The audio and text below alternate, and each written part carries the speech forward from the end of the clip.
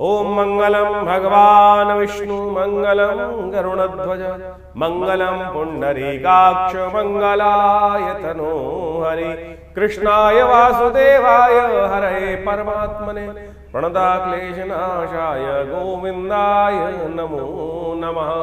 नमस्कार, स्वागत है आपका आचार्य वाणी में। मैं आचार्य डॉक्टर विक्रमादित्य आपके साथ हूँ। आज का विषय हमारा है तुला राशि वालों के लिए, शुक्र प्रधान तुला राशि वालों के लिए ग्रहों का योग सितंबर के मध्यकाल में क्या बनने वाला है। देखिए, सितंबर का मध्यकाल एक नया परिवर्तन की सूचना लेकर आता दिखाई दे रहा है। जिस प्रकार से परिवर्तन का समय है, सब कुछ परिवर्तन में, आप देखिए सितंबर के मध्यकाल में 5 ग्रह परिवर्तन की तरफ जा रहे हैं। सूर्य, शुक्र, बुध, मंगल, चंद्रमा, ये सब परिवर्तन की राह को पकड़ रहे हैं और परिवर्तन के दृष्टिकोण से आप समझें अच्छे शक्ति संपन्न होने के योग बनेंगे। और जिस प्रकार से परिवर्तन कुछ अच्छा कुछ खराब भी होता है, तो एक बात ध्यान रख लेना, आपकी राशि के दृष्टिकोण से मंगल महाराज जो परिवर्तन राशि कर रहे हैं, शनि के साथ राष्ट्रक योग बना रहे हैं, ये विश्व में कहीं ना कहीं कुछ नए परिवर्तन का एक ऐसा प्रतीक हो सकता है जो उपद्रवकारी प्रलयंकारी योग भी बना सकता है। जब शनि मंगल का षडाष्टक योग बनता है, तब कहीं ना कहीं उठापटक भयानक द्वंद्वात्मक योग बन जाते हैं। तो आपकी राशि के दृष्टिकोण से समझें कि आपकी राशि के स्वामी शुक्र भी परिवर्तन की तरफ जा रहे हैं और ये आपकी राशि के दृष्टिकोण से एक अद्भुत योग बनाएंगे। आपकी राशि से समझें कि लाभ के योग के नए रास्ते भी खोलते दिखाई देंगे। बृहस्पति इस वक्त पूर्ण दृष्टिकोण से आपकी राशि के बहुत सारे नेगेटिव एस्पेक्ट्स को खत्म करते दिखाई दे रहे हैं और पॉजिटिव होते दिखाई दे रहे हैं। नई हिम्मत आपकी राशि के दृष्टिकोण से यदि हम समझें तो एक नया परिवर्तन का योग जो बन रहा है, वो विशेष तौर पर समझे मंगल आपके लग्न में प्रवेश करते दिखाई दे रहे हैं और ये आपके अंदर उत्साह नया उत्पन्न करते दिखाई देंगे। लेकिन ध्यान रखना पड़ेगा, आग में कूदने वाले काम नहीं करने हैं। कुछ सावधानी बरतने की ज़रूरत है कि सामने वाले को थोड़ा विशेष तौर पे थोड़ी अहमियत देने की ज़रूरत भी है। सामने वाली परिस्थिति को समझने की भी ज़रूरत है। चाणक्य नीति से जो काम करोगे उसमें लाभ प्राप्ति के अच्छे योग बन सकते हैं। सिलसिलेवार तरीके से समझ लीजिए ग्रह के योग सितंबर के मध्यकाल में क्या कुछ खेल आपके साथ करने वाले हैं। तो सितंबर का मध्यकाल जब आरंभ होगा तो उसमें 11 तारीख से शुरू करते हैं। 11 तारीख बृहस्पतिवार का अवसर, चतुर्थी तिथि उस दिन विद्यमान है। चतुर्थी और पंचमी दोनों का श्राद्ध रहेगा, क्योंकि चतुर्थी बहुत थोड़ी देर के लिए रहेगी लेकिन मध्याह्न व्यापनी है किसी रूप से, और उसके साथ साथ जो पंचमी है वो भी मध्याह्न व्यापनी है। तो दिल्ली के पंचांग के अनुसार से भारत के संपूर्ण उत्तर भारत की यदि हम बात करें तो चतुर्थी और पंचमी का श्राद्ध उत्तर भारत में इसी दिन मनाए जाना सबसे श्रेष्ठ है, क्योंकि मध्याह्न व्यापनी कही जाती है। और शास्त्र के दृष्टिकोण से समझें कि महाभारत के अंदर एक वर्णन आता है कि मध्याह्न काली व्यापनी 3 पहरों तक, मध्याह्न का जो समय है उस समय तक यदि कोई तिथि है तो मध्याह्न व्यापनी मानी जाती है और श्राद्ध का समय उस समय श्रेष्ठ होता है। सर्वार्थ सिद्ध योग बना हुआ है। नए कार्यों के दृष्टिकोण से, भाग्य के दृष्टिकोण से देखा जाए तो ये समय आपके लिए अच्छा है, अनुकूल है और नई शक्ति का सृजन करता आपके अंदर दिखाई देगा। नए विचारों से उत्प्रोत होता दिखाई देगा। कुछ ना कुछ नया रास्ता आपको प्राप्त होने के योग बनते दिखाई दे रहे हैं। शत्रुओं पर कंट्रोल करने के लिए, क्षय करने के लिए, उन पर आगे बढ़ने के लिए आपके रास्ते अच्छे। जितना दान करोगे, सेवा करोगे, पुण्य करोगे, इन दिनों ग्रह ऐसे चल रहे हैं, उतना ज़्यादा कल्याण का योग आपके लिए बनता दिखाई देगा। श्राद्ध चल रहे हैं, अवश्य अपने पितरों के निमित्त अवश्य ब्राह्मण भोजन, गौग्रास निकालने का प्रयास करें। 12 तारीख शुक्रवार का अवसर, पंचमी तिथि इस दिन विद्यमान है और साथ साथ ग्रहों का परिवर्तन का योग भी बन रहा है। सुबह आपके लिए बहुत अच्छी दिखाई देती है और शाम आते आते थोड़ा सा कहीं ना कहीं इमोशनल पॉइंट ऑफ व्यू से थोड़ा सा जो ग्राफ है कम होता दिखाई देगा, लेकिन फिर भी चीज़ें आपके फेवर में जाने के योग बना सकते हैं। थोड़ा सा इमोशनल अपने आप को स्ट्रॉन्ग रखने की ज़रूरत है। कई बार क्या होता है कि हम जो चीज़ दिखाई दे रही होती है उसको कंट्रोल नहीं कर पाते हैं, तो क्या लगता है कि हमारे हाथ से चीज़ें निकल गई हैं। नहीं, ऐसा नहीं होता है। हर दिन एक समान नहीं होता, कभी धूप कभी छाँव। इस बात को समझते हुए कार्य करेंगे तो अच्छा रहेगा। इस दिन षष्ठी का श्राद्ध रहेगा, शुक्रवार का अवसर है। हो सके तो खीर बनाकर अवश्य गरीबों में बांट दें, ब्राह्मणों को दें और अपने पितरों के निमित्त खीर का जो योग है अवश्य बनाएं, उससे कल्याणकारी योग बनते दिखाई देंगे। 13 तारीख और शनिवार का अवसर है, 6 तिथि है। सप्तमी जो है वो क्षय हो रही है, षष्ठी उदय तिथि के रूप में रहेगी। उसके बाद सप्तमी का आगमन होगा और वो क्षय हो जाएगी। एक बड़ा परिवर्तन होने के योग बन रहे हैं। आपकी राशि में मंगल महाराज रात्रि में प्रवेश करते दिखाई दे रहे हैं और ये आपके अंदर एक नया इंपॉर्टेंट चेंज लाने के योग बनाएंगे। खैर, षडाष्टक योग तो बन रहा है शनि के साथ, उसमें मंगल बहुत पावरफुल होते चले जा रहे हैं। मंगल का ये अत्यधिक पावर में आना ये आपके लिए थोड़ा सा, जैसे कहा था ना, घोड़े की लगाम यदि आप बैठे हैं तो लगाम पूरी तरह से पकड़ने की ज़रूरत है। कई बार हम क्या होते हैं, अति उत्साहित होते हैं और लगाम हल्की सी ढीली पड़ जाए तो घोड़ा हमको पटक नहीं दे सकता है। तो इस बात का हमें ध्यान रखते हुए कार्य करने की ज़रूरत है। मंगल क्योंकि षडाष्टक योग बना रहे हैं विश्व के दृष्टिकोण से, आने वाले 4 दिनों में कई बड़े बड़े ग्रहों का परिवर्तन का योग बन रहा है, वो सब आपके लिए खास बात है। षडाष्टक योग चल रहा है, उसको कंट्रोल करने के लिए हो सके तो सुंदरकांड का पाठ करें, हनुमान जी को चोला चढ़ाएं। शनि के निमित्त काक को, कौवे को थोड़ा थोड़ा भोजन इत्यादि डाल दें, पूरी इत्यादि कुतर कर थोड़ा सा उसमें डाल देंगे काक के निमित्त। तो शनि का उपाय आपकी राशि के दृष्टिकोण से इस वक्त बहुत अच्छा। काले श्वान को भी रोटी देना, कुत्ते को भी रोटी देना आपके लिए इस वक्त ग्रहों के अनुसार से सबसे श्रेष्ठ उपाय। श्राद्ध भी चल रहे हैं इस समय, ये करना आपके लिए संपूर्ण रूप से कल्याणकारी योग बनाएगा। 14 तारीख रविवार का अवसर, अष्टमी तिथि शुद्ध रूप से विद्यमान है, अष्टमी का श्राद्ध भी इस दिन रहेगा। ग्रहों का परिवर्तन का योग भी आपकी राशि के दृष्टिकोण से बनेगा, जो राजयोग का निर्माण करता दिखाई दे रहा है। शुक्र भी परिवर्तन कर कर आपकी राशि के दृष्टिकोण से लाभ वाले भाव में जाने के योग बना रहे हैं और यह आपके लिए महत्वपूर्ण रहेगा। भाग्य भी जागने के योग बनाएंगे, बृहस्पति के साथ चंद्रमा की युति होने जा रही है, तो ये कहीं ना कहीं आपकी राशि के दृष्टिकोण से बड़ा सुंदर योग बनता दिखाई दे रहा है। गजकेसरी योग का निर्माण आपकी राशि के दृष्टिकोण से जो हो रहा है, जितना हो सके माता पिता की सेवा, बड़े लोगों की सेवा वो करने का प्रयास करें। जिनके बुजुर्ग घर में विद्यमान है उनको यदि अपने हाथ से कुछ ना कुछ सेवा करके उनके साथ थोड़ा बैठ कर उनके आशीर्वाद लेने का प्रयास करें। शाम के समय थोड़ा उनकी चरण की रज अपने सिर पे लगाएं, थोड़ा सा उनका किसी प्रकार से यदि उनके साथ बैठ कर बातचीत कर पाएँ, ये आपकी किस्मत को जगाने वाला होगा। और खासकर जो पितृ हैं उनके निमित्त तो अवश्य कोशिश ही करें, भोजन इत्यादि करा दें, कुछ भी कर दें, दान पुण्य कर दें, गरीबों को खाना खिला दें, गऊ के निमित्त ग्रास निकाल दें। ये समस्त कर्म शास्त्र में वर्णित है, उनको अवश्य करने का आप यथाउचित भाव से प्रयास करना चाहिए। ये संपूर्ण रूप से आपके लिए अच्छे ही रहते हैं। 15 तारीख सोमवार का अवसर, नौमी तिथि विद्यमान है और इस दिन नौमी का श्राद्ध भी पूर्ण दृष्टि से दिखाई देता है। सबसे बड़ा परिवर्तन ये होने के योग बन रहे हैं कि बुद्ध महाराज परिवर्तन करके अपनी राशि में जाते दिखाई दे रहे हैं और ये परिवर्तन बहुत विशेष है आपकी राशि के दृष्टिकोण से। ग्रहों का ये परिवर्तन एक तरफ तो आपकी राशि में राजयोग का निर्माण कर रहा है और राजयोग का निर्माण करने से कई सारे मन में धर्म के प्रति इच्छा भी जागेगी और धनात् धर्म तथा सुखम, धन को यदि धर्म के प्रति उपयोग करते दिखाई देंगे आपके लिए बहुत अच्छा रहेगा। लेकिन ध्यान रखना, थोड़ी सी महत्वाकांक्षा बढ़ने वाली है और उस महत्वाकांक्षा में लोग आपको साइडलाइन भी करने के योग बना सकते हैं।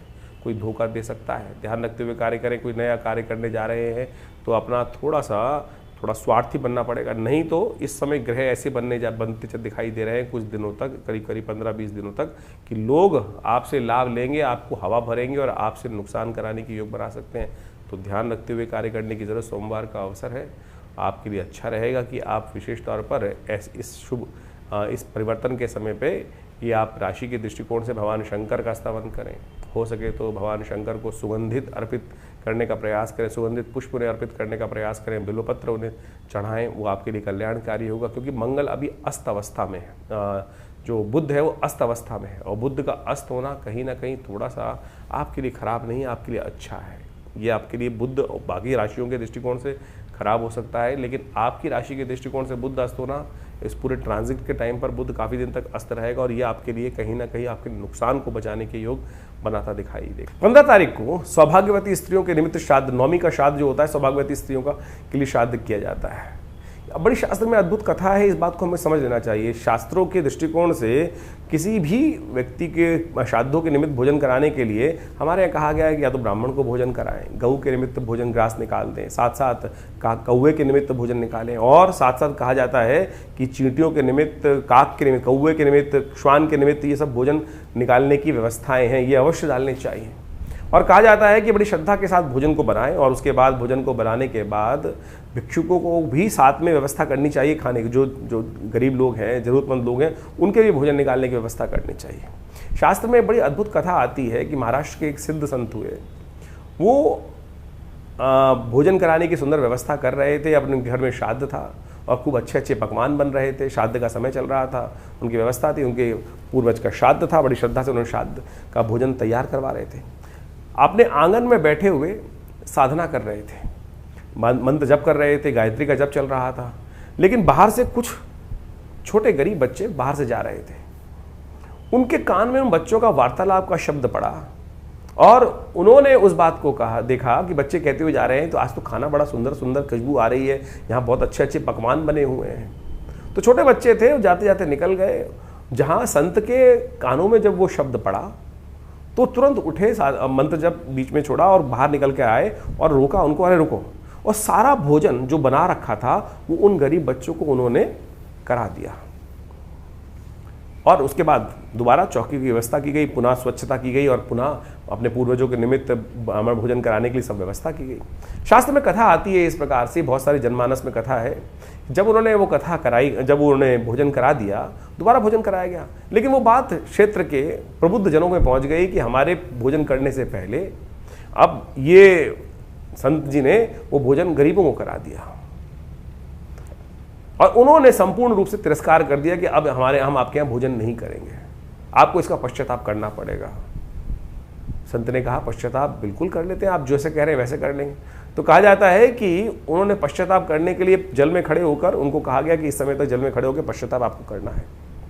दूर कई घटना घटती है कि एक किसी व्यक्ति को स्वप्न में आते हैं कि वहाँ बैठे हुए एक संत पश्चाताप कर रहे हैं और उनको कोढ़ था, और वो कोढ़ी जो व्यक्ति था उसको स्वप्न आया कि वहाँ जाकर उनसे कहना कि जो आपने पुण्य किया है वो जल आप पे डाल दे तो ये आपका रोग ठीक हो जाएगा। वो कोढ़ी भगवान से प्रार्थना करता था कि भगवान मेरा रोग ठीक करो, मेरा रोग ठीक करो। भगवान ने स्वप्न में सपने दिए, दर्शन दिए, और संत के दर्शन करके जब वो पहुँचते हैं संत दर्शन करने के लिए, वो पश्चाताप पूरे गाँव के समाज के समान सामने वहाँ कर रहे थे। और उन्होंने कहा उस संत से कि महाराज आप पश्चाताप कर रहे हो तो आप एक काम करो, जो आपने कर्म किया है, मुझे ऐसे स्वप्न में भगवान ने दर्शन देके कहा है कि आपका पुण्य जो है वो मुझे दे दे। उन्होंने महाराज कहा मैंने तो कोई पुण्य ऐसा मेरे ज्ञान के अनुसार से तो नहीं किया। संत ज्ञानेश्वर ने वहाँ पर इस भाव को रखा और संत ज्ञानेश्वर ने अपने उस मंत्र से अभिमंत्रित जल के बोले मैं ठीक है आपको पुण्य दे देता हूँ। मेरे अनुसार तो मेरा कोई ऐसा पुण्य करने का मन नहीं था, कोई ऐसा पुण्य करने की इच्छा से मैंने ये कार्य किया हो, मुझे लगा ठीक है, लेकिन फिर भी अगर आपकी इच्छा है तो मैं इसका पुण्य आपको जल छिड़क लेकर अभिमंत्रित कर कर उन्होंने उसको दे दिया पुण्य। कहा जाता है कि उसका कोढ़ वहीं ठीक हो गया। तो ये आप माने शास्त्र में आज से 200 साल पहले की कथा है, घटना है, और संत ने ज्ञानेश्वर जी ने ये घटना उनके जीवन काल में, उनकी जीवनी में ये बात लिखी हुई। तो आप समझें कि हम कोई भी भेद नहीं है संसार में किसी भी दृष्टिकोण से। कुछ तथा कथित तौर पे समाज में बहुत सारी भ्रांतियाँ उत्पन्न हो जाती हैं। तो सौभाग्यवती इस दिन विशेष तौर पे भोजन जो करा रहे हैं गरीबों को, कैसे भी भोजन यथाउचित भाव से कराने का प्रयास करें, आपके पितृ संतृप्त होंगे, बिल्कुल उनको वो आपको आशीर्वाद देंगे। इस बात का हमको ध्यान रखना चाहिए। तो श्रद्धा का समर्पण है, श्राद्ध जो है ना श्रद्धा का समर्पण है। श्रद्धा भाव से इस कर्म को आप अवश्य करने का प्रयास करें, कल्याण होगा। भगवती कृपा से कष्ट दूर होने के योग बन जाएंगे। 16 तारीख मंगलवार दशमी तिथि विद्यमान है और इस दिन सूर्य महाराज परिवर्तन कर कर आपकी राशि के 12वें भाव में जा रहे हैं। बहुत अत्यधिक महत्वाकांक्षा आपके जीवन में उत्पन्न करने के योग बनाएंगे। बैलेंस रहना पड़ेगा। ऐसे में जो शेयर इत्यादि का काम आप लोग कर रहे हैं, खासतौर पर ध्यान रखें तुला राशि वालों, 15-20 दिन 1 महीना आपको खास तौर पर बहुत फूक के कदम रखने की ज़रूरत है। बुध के साथ सूर्य का योग जिस प्रकार से 12वें भाव में बन रहा है वो बिल्कुल ठीक नहीं है। लोग आप पर विशेष तौर पर आपके साथ कुछ ना कुछ धोखा करने की योग बना सकते हैं। बाहर से चीज़ें बहुत अच्छी दिखाई देगी, लेकिन जैसे जैसे समय आगे बढ़ेगा उसमें आपके लिए कुछ ना कुछ नुकसान की स्थिति बन सकती है। तो ऐसे में आपको बहुत सावधानी के साथ कार्य करने की ज़रूरत है। इस समय मंगल दुस्साहस कराने का प्रयोग बना रहा है और साथ साथ आपकी राशि के दृष्टिकोण से बाह्य रूप से बृहस्पति इतने बढ़िया रूप से आपके लिए रक्षा करने के योग बनाता दिखाई दे रहा है। लेकिन ये ध्यान रखें कि वो कहीं ना कहीं जो भी प्रकार से दाव लगाने वाला काम, किसी प्रकार का सट्टा लगाने वाला काम, कोई बहुत बड़ा स्पेकुलेशन बिजनेस वाला काम, वो आपके लिए थोड़ा सावधानी भरा होगा। कहीं ना कहीं बड़ी छलांग लगाने से नुकसान होने के योग बन सकते हैं। ऐसा ध्यान रखते हुए कार्य करें, मंगल का उपाय करें।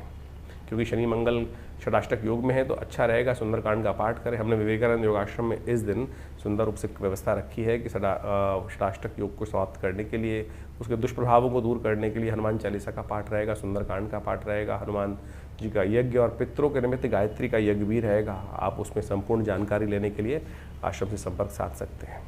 17 तारीख का दिन महत्वपूर्ण परिवर्तनों का दिन दिखाई देता है। देखिए इतना बड़ा 4 ग्रहों का परिवर्तन होकर चुका है। तुला राशि वालों खासतौर पर ध्यान रखो, 4 ग्रहों का परिवर्तन, ये कुछ नई परिवर्तन की एक श्रृंखला को आरंभ करता दिखाई दे रहा है। विश्व में कुछ इन दिनों कुछ नया उथल पथल होने के योग भी बनते दिखाई दे रहे हैं। 2 ग्रहणों के बीच में इस वक्त समय चल रहा है। चंद्र ग्रहण हो चुका है, सूर्य ग्रहण पड़ने वाला है विश्व के कुछ भागों में। और ऐसे में इन 2 ग्रहणों के बीच में 4-4, 5-5 ग्रहों का ये परिवर्तन का जो योग आया है, ये कहीं ना कहीं कुछ ना कुछ उथल पुथल मचाने के योग बना सकता है, चाहे वो प्राकृतिक आपदाओं के रूप में हो, चाहे वो किसी न किसी रूप में। तो आपकी राशि के दृष्टिकोण से जिस प्रकार का प्रभाव है वो आपने समझा।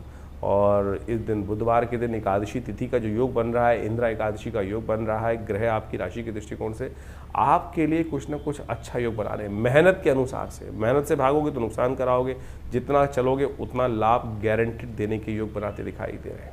इस दिन एकादशी का श्राद्ध रहेगा और शास्त्र में कई जगह वर्णित है कि एकादशी के दिन सूखा भोजन ही खिलाना देना चाहिए लोगों को, ब्राह्मणों को या किसी को भी सूखा भोजन।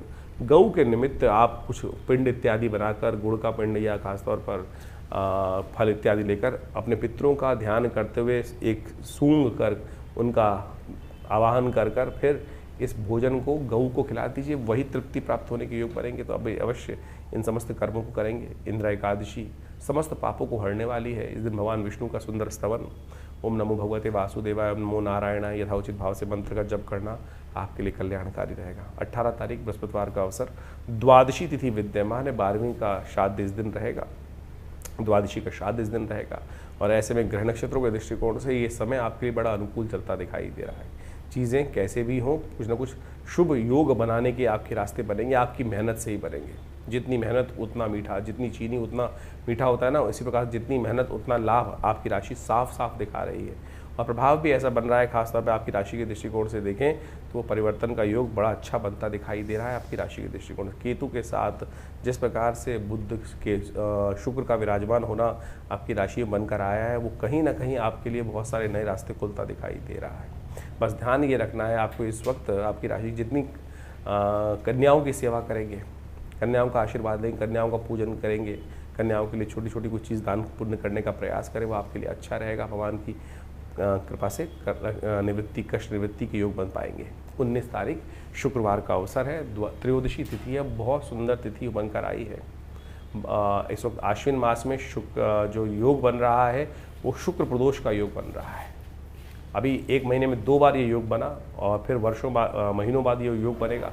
ऐसे में इस योग का लाभ यथाउचित भाव से लेने का प्रयास करें। ग्रह नक्षत्रों के दृष्टिकोण से सांसारिक सुखों की प्राप्ति के लिए भगवान शंकर का इस दिन यदि पूजन किया जाए, सुगंधित द्रव्य के द्वारा, सुगंधित इत्र के द्वारा भगवान को सुगंधित पुष्प, और साथ साथ कहा जाता है त्र्यंबकम यजामहे सुगंधिम पुष्टिवर्धनम उर्वारुकमिव बंधनान् मृत्योर्मुक्षीमामृतात्। सुगंधिम पुष्टिवर्धनम, पुष्टि यानी संपूर्ण मनोरथों को सिद्धि पूर्ति करने वाला ये प्रयोग है। तो भगवान को इत्र इत्यादि अर्पित करने का प्रयास करें, वो आपके लिए बड़ा कल्याणकारी योग बनेगा। इसका अधिकार करने का ग्रहों के दृष्टिकोण से परिवर्तन का समय है और ये परिवर्तन आपके लिए शुभ। शुक्र केतु के साथ चंद्रमा विराजमान होकर आपकी राशि में कुछ न कुछ शुभ सूचना देने के योग बना रहे हैं। दूध का दान आपके लिए संपूर्ण रूप से, खीर इत्यादि का भोग भगवान को लगाना, पितरों के निमित्त तर्पण करना, ये सब आपको ध्यान रखना है, ये अवश्य करने का प्रयास कीजिएगा।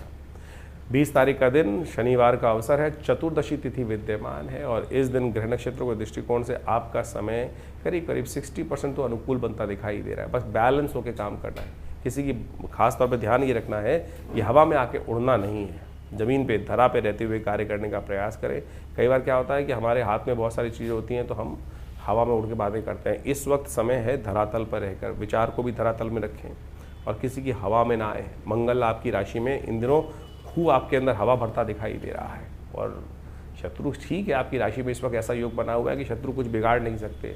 हर प्रकार से भगवान आपकी रक्षा करने में लगे हुए हैं, लेकिन उड़ाव कहीं ना कहीं बहुत ऊंची उड़ान कहीं ना कहीं नुकसान दे देती है, तो उसको ध्यान रखते हुए कार्य करें। शनिवार का अवसर है, कोशिश ये करें आपकी राशि के दृष्टिकोण से इस वक्त आपके लिए अच्छा है कि कौवे को कुछ ना कुछ रोटी डाल दें, काले कुत्ते को कुछ ना कुछ रोटी डाल दें। ये उपाय करेंगे तो आपके लिए कल्याणकारी रहेगा। श्राद्ध का समय चल रहा है और अभी आपने अपने भविष्य के संबंध में ग्रहों के परिवर्तन के अनुसार से कार्य समझें। देखिए, हमारे जीवन में कई बार ऐसे योग बन जाते हैं कि ग्रह बिल्कुल हमारे लिए बहुत अच्छे चल रहे हैं, सपोर्टिव चल रहे हैं, चाहे वो गोचर में हो, चाहे वो आपकी जन्मपत्री में दशाएं, अंतर्दशाएं, लेकिन फिर भी कई बार हमारे मनोमस्तिष्क में कई ऐसे विशेष योग परेशानी के योग बन जाते हैं जिनसे हम निवारण का रास्ता ढूंढ ही नहीं पाते हैं। हो सकता है बिल्कुल कि पितृ ऋण जैसी समस्याएं जो हों वो आपके जीवन में कष्टकारी बनी हो, तो इसीलिए हमें अपने कुछ दायित्वों का निर्वाह अवश्य करना चाहिए। श्राद्ध इत्यादि कर्म उन्हीं दायित्वों का निर्वाह करने के लिए होते हैं। यदि घर में अनचाहे कोई कष्ट चल रहे हैं, सब कुछ होते हुए, समृद्धि होते हुए भी आनंद घर में नहीं है, जीवन निरस्ता की तरफ चलता चला जा रहा है और बार बार सपने इत्यादि में पितरों का आना दिखाई देता है, या उनकी याद बहुत ज़्यादा बनी रहती है, या आपके घर में बहुत सारे काम रुके पड़े हैं, विवाह इत्यादि के काम रुके पड़े हैं, अनेक प्रकार की कुछ ना कुछ जीवन में समस्याएं कैसे ना किसी रूप में आती रहती हैं, तो हो सकता है उसका कारण पितृ ऋण हो। और उस पितृ ऋण से निवृत्ति के लिए शास्त्र में अनेक उपाय वर्णित किए गए। हमने भी अपना बहुत सारा अनुभव देखा कि जिस समय में एक व्यक्ति आए, उनके सपने में उनके कुछ पूर्वज थे, माता पिता इत्यादि थे, माता जी इत्यादि, उनकी बार बार सपनों में आती थी और ऐसा लगता था कि कुछ परेशान स्थिति में है। वो हमारे आश्रम पे आए और हमने उनका जो भी शास्त्र के दृष्टिकोण से अनुष्ठान हो सकता है वो अवश्य कराने का रास्ता बनाया। गायत्री ऐसे में सबसे श्रेष्ठ कहा जाता है कि गायत्री का 1.25 लाख जो जप यदि यज्ञात्मक तौर पे करा दिया जाए तो पितृ निवृत्ति से, ऋण से निवृत्ति के योग बन जाते हैं। और आप सत्य माने कि वो अनुष्ठान पूर्ण आहुति कराई गई और पूर्ण आहुति कराने के कुछ दिन बाद, जैसे 21 दिन का शायद अनुष्ठान उन दिनों रहा होगा, और उसका अनुष्ठान के कराने के बाद 10 दिन बाद उनका फोन आया कि हमारे घर में जो शादी रुकी पड़ी थी, बिटिया की शादी नहीं हो रही थी, उसका भी योग बन गया। तो हो सकता है आपके बहुत सारे जीवन की समस्याएं इस पितृ ऋण से के कारण से ही हो रही हों। और हम समय समय पर जिस प्रकार से शास्त्र में वर्णित है कि नित्यपति, हम तो केवल, बहुत सारे लोग तो श्राद्धों में भी आज अपने पितरों के निमित्त जो तर्पण इत्यादि है, ब्राह्मण भोजन इत्यादि है, गौग्रास इत्यादि नहीं निकाल पाते हैं, लेकिन शास्त्र में तो नित्यपति अपने पितरों के निमित्त उस तर्पण इत्यादि कार्य को कहा गया है। अभी हमारे इन बहुत सारे प्रश्न भी समय समय पर हमारे चैनल पर आते रहते हैं लोगों को। तो एक प्रश्न आया कुछ दिन पहले, जो हमने उसका कारण भी बताया, उसका निवारण भी लिख के भेजा उनको, कि एक कहा गया कि भाई हम तो गया में जाके श्राद्ध कराए हैं, क्या अब हमको आवश्यकता नहीं है दोबारा? हम तो गया में ऐसा बताया गया कि अब वापस आके दोबारा अपने श्राद्ध कराने की ज़रूरत ही नहीं है। देखिए, श्राद्ध कराने की ज़रूरत हमेशा होती है, श्राद्ध तो नित्यपति है। गया जी का महात्म्य इस प्रकार से बताया गया कि पिंड वहाँ करने के बाद आपके पिंड से निवृत्ति होती, पिंड छुड़ाने मत जाइए। श्रद्धा के साथ यदि गया जी जा रहे हैं तो वहाँ अवश्य विष्णुपद इत्यादि में जाकर अपने पितरों के निमित्त जो श्राद्ध कर्म कर सकते हैं वो बिल्कुल अवश्य करना चाहिए। लेकिन नित्यपति का जो दायित्व है वो तो निर्वाह करेंगे। और बहुत सारे लोग बोल देते हैं कि पितरों की वो विशेष तौर पर क्या है कि उनका पुनर्जन्म हो गया होगा। शास्त्र में वर्णित है कि 3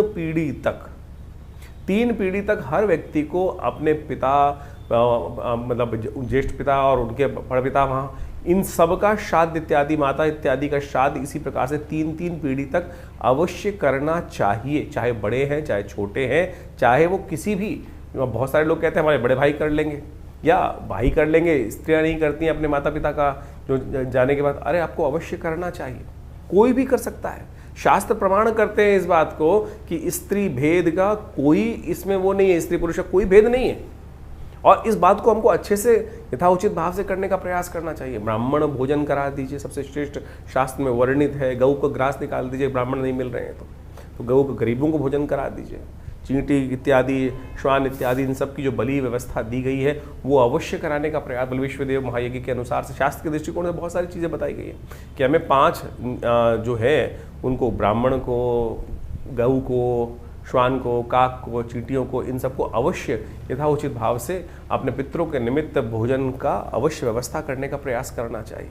और इससे आप सत्य माने कि पितरों के प्रति जो ऋण है वो निवृत्ति होती ही है, और उसमें कोई बहुत ज़्यादा खर्चा करने की ज़रूरत नहीं, अपनी श्रद्धा के अनुसार से आप जैसी सामर्थ्य। और एक बात और ध्यान रखें कि यदि आप पितृ के निमित्त श्राद्ध इत्यादि कार्य कर रहे हैं, बाई चांस किसी के पास कुछ धन अभाव है, वो बाहर से उधार पकड़कर इस प्रकार की व्यवस्था बनाने का प्रयास करता है कि भाई उधार पैसे से नहीं, उधार लिया हुए पैसे से यदि पितृ कर्म इत्यादि, श्राद्ध इत्यादि कर रहे हैं तो वो पितरों को नहीं लगेगा, उससे तो और ज़्यादा उनको कष्ट होगा। तो जितनी अपनी सामर्थ्य, जितनी अपनी इच्छा है, जितनी हमारी व्यवस्थाएं हैं, उसके अनुसार से हमें ये कार्य अवश्य करने का प्रयास करना चाहिए। हमने आपको बताया कि नित्यपति कौन सी तिथि में कौन सा श्राद्ध बन रहा है, उसके निमित्त अवश्य कार्य करने का प्रयास करें। देखिएगा उससे मन में कहीं ना कहीं संतुष्टि उत्पन्न होने का योग बनेगा। मन में कहीं ना कहीं जो भार है, जो जीवन में या परिवार में किसी भी कारण से बहुत सारे कष्ट चलते रहते हैं, ग्रहों के कारण से और बहुत सारे और कारण से, उन सब से कहीं ना कहीं, और सबसे श्रेष्ठ कार्य ये कार्य अवश्य करें। यज्ञ इत्यादि करें, गायत्री का जप मानसिक तौर पर कर लें, और हो सके तो गायत्री का यज्ञ भी कर लें। तर्पण नित्यपति विधि जो शास्त्र में वर्णित है उसके अनुसार से किसी योग्य ब्राह्मण के द्वारा, पंडित जी के द्वारा अवश्य कराने का प्रयास करें।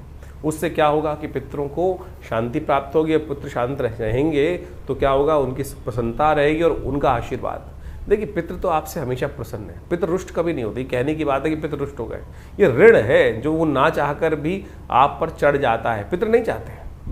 आप ये सोचें कि हमारे माता पिता तो सदा हमारा कल्याण ही सोचते हैं। वो क्या संतान होगी जो ये सोचे कि माता पिता हमारा अनिष्ट चाहते हैं। माता पिता वो तत्व है कि जो सोते जागते उठते बैठते हमेशा कहीं ना कहीं मन के बाह्य क्रोध दिखाई दे सकता है, बहुत सारे संसार में लोग होते हैं, लेकिन अंतःकरण की जो बात है वास्तविक तौर पे वो ऐसा संबंध है कि वो सदा हमारा कल्याण ही चाहेंगे। तो इसी प्रकार से दिवंगत होने के बाद भी पितृ हमारा कल्याण ही चाहते हैं। तो हम यदि केवल इतना सा कर लें कि थोड़ा सा एक लोटा जल लेकर उसमें थोड़े से तिल डालकर इस पितृ तीर्थ से उनके निमित्त हर रोज क्या तो करना है, तर्पण।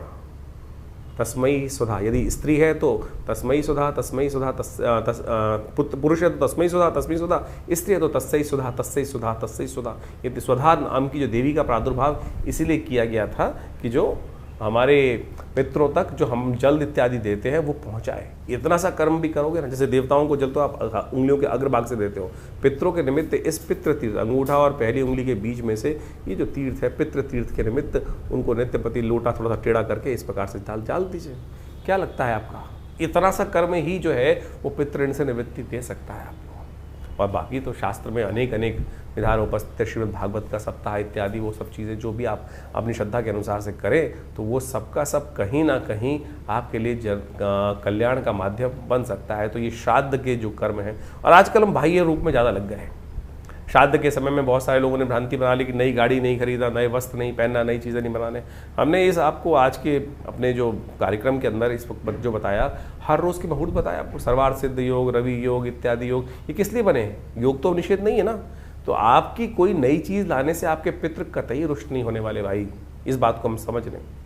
ये तो हमारे जीवन को वासना से विमुक्त करने के लिए, संसारिक चीज़ों से हटाने के लिए इन दिनों ये भाव रखा जाता है कि हम उन पितरों के निमित्त अपने कर्म के प्रति सुदृढ़ रहें और वो उनके निमित्त अवश्य जो कर्म कर सकते हैं वो करने का प्रयास करें। बाकी जीवन की जो दिनचर्या है वो तो जैसे चलती है वैसे ही चलती रहेगी। तो इसलिए हमने कहा कि मुहूर्त करने में कोई निषेध नहीं, आपकी नई गाड़ी लाने में, श्राद्ध इत्यादि कर्म में कोई निषेध नहीं है।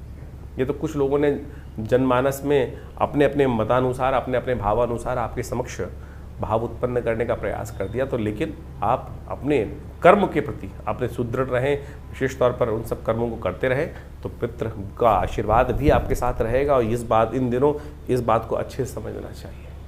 तो इससे आपके जीवन में रास्ता बहुत बढ़िया बनने वाला है। तो हमने आश्रम में व्यवस्था करी है। बहुत सारे लोग हैं जो आज विदेश में रहते हैं, उनके लिए बहुत सारी व्यवस्थाएं नहीं हो पाती हैं, लोग दिक्कत करते हैं, समझ नहीं पाते हैं किस प्रकार से करें। तो यहाँ हमने गायत्री यज्ञ, तर्पण इत्यादि और समस्त ब्राह्मण भोजन इत्यादि की सुंदर व्यवस्था करी है। जो लोग नहीं कर पाते हैं अपने घर में, वो यहाँ पर आश्रम से उन सुविधाओं का लाभ लेकर अपने पितरों की पितृ से निवृत्ति के लिए, पितरों की आत्म शांति के लिए जो नित्यपति यज्ञ चलता है पूरे श्राद्ध के महीने में जो समय में, तो आप उसका लाभ लें। और जाकि विशेष कोई जानकारी है तो व्हाट्सएप कमेंट बॉक्स में जाकर आप हमारे को प्रश्न भी भेज सकते हैं, हम उनका निवारण देंगे, चैनल पर भी लिख सकते हैं। और जो आपके प्रश्न होंगे उनका प्रयास करेंगे अगले कार्यक्रम में उन सब का निदान भी देकर आप लाभ लगाएं। और लगातार आश्रम पे रविवार को जो यज्ञ रहेगा, सामूहिक गायत्री यज्ञ रहेगा पितरों के निमित्त, उसमें भी आप जुड़कर अपने प्रश्नों का हल जान सकते हैं और अपने पितरों के निमित्त इस गायत्री यज्ञ में भाग लेकर उनके लिए आत्म शांति का रास्ता ढूंढ सकते हैं।